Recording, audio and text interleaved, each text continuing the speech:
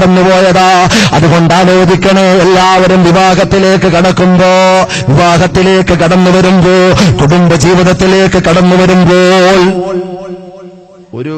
ഒരാഴ്ച, രണ്ടാഴ്ച, ഒരു മാസം ഏറിയാൽ ഒരു 2 ആഴ്ച കഴിയുമ്പോ നമ്മുടെ പുതിയാപ്പിളയോട് അവന്റെ കൂട്ടുകാർ ചോദിക്കുക, എങ്ങനെയുണ്ട് കുടുംബജീവിതം? നമ്മൾ സാധാരണ നമ്മുടെ കൂട്ടുകാർ ആവശ്യമില്ലാത്തതൊന്നും ചോദിക്കരുത്, എങ്ങനെയുണ്ടെന്നൊക്കെ ചോദിക്കാം, റാഹത്താണോ എന്നൊക്കെ ചോദിക്കാം. അപ്പൊ നമ്മൾ എന്താ പറയാ, വിവാഹം കഴിഞ്ഞതാണ്ട് ഒരു 2 ആഴ്ച, നിക്കാഹ് കഴിഞ്ഞ് ജീവിതം തുടങ്ങിയതിന് ശേഷം ഒരു 2 ആഴ്ച, ഒരു 10-15 ദിവസം, ഒരു 20 ദിവസം കഴിയുമ്പോൾ നമ്മളോട് കൂട്ടുകാർ ചോദിക്കുക, എങ്ങനെയുണ്ട്? അൽഹംദുലില്ലാ അല്ലേ? നമ്മളൊക്കെ പറയും അൽഹംദുലില്ലാ, വളരെ റാഹത്താണ്, തമ്പുരാനേക്ക് എന്നൊരു സ്വത്താ, മുത്താണ്, അതാണ്, ഇതാണ്, മാടയാണ്, കോടയാണ്, പലതും പറയും. പറഞ്ഞാ തീരൂല.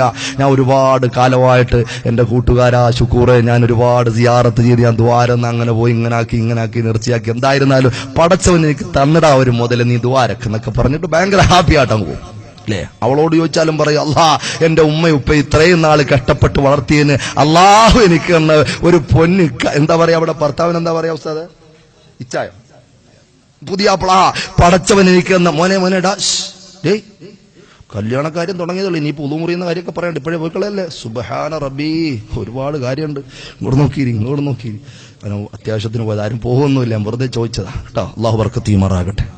അപ്പൊ ഒരു 2 ആഴ്ച കഴിയുമ്പോ ഈ പെണ്ണിനോടൊന്ന്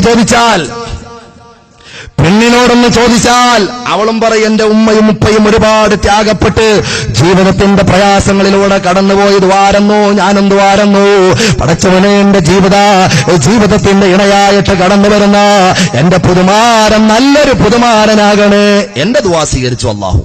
പടച്ചവനെ, എനിക്ക് അള്ളാഹു ഇദ്ദേഹത്തിനെ തന്നത്, ഈ പുതിയാപ്പിളെ തന്നത് എത്ര വലിയ സന്തോഷവാ, എന്റെ റബ്ബ് എന്റെ ദുആ കേട്ടു എന്നതിന്റെ പ്രതിഫലമാണെന്നൊക്കെ പറഞ്ഞിട്ട് അവളും അങ്ങോട്ട് പറയാൻ തുടങ്ങും. ഒരു 4 മാസം, ഒരു 5 മാസം ഒക്കെ കഴിയുമ്പോ ഒന്നും കൂടെ നമ്മുടെ കൂട്ടുകാരനെ വിളിച്ചിട്ട്, എങ്ങനെയുണ്ട്? അങ്ങനൊക്കെ അങ്ങോട്ട് പോന്നു. അപ്പൊ ആദ്യത്തെ ആ ഒരു ചൂരും ചോയൊന്നും ഇല്ല. ഇപ്പോ അള്ള തന്നത് നിയമത്തും ബർക്കത്തും ഒന്നും ഇപ്പൊ ഇല്ല. വർത്താനം ഞാൻ പറയുന്നത്. പിന്നുള്ള മറുപടി എന്താ? അങ്ങനെ അങ്ങോട്ട് പോന്നു. പെണ്ണിനോട് ചോദിച്ചാൽ കുഴപ്പമില്ല, അങ്ങനെ പോന്നു. പിന്നെ അള്ള ദ്വാരം സ്വീകരിച്ചൊന്നൊന്നുമില്ല. എന്നാലോ ഒരു കുട്ടിയുണ്ടായതിനു ശേഷം, 1 വർഷത്തിന് ശേഷം എങ്ങനെയുണ്ട് നിന്റെ ജീവിതമെന്ന് ചോദിച്ചാ, എന്റെ പ്രിയപ്പെട്ട സഹോദരങ്ങളെ, നല്ലൊരു ശതമാനം കുടുംബനാഥന്മാർക്കും കുടുംബിനികൾക്കും പറയാനുള്ളതെന്താ?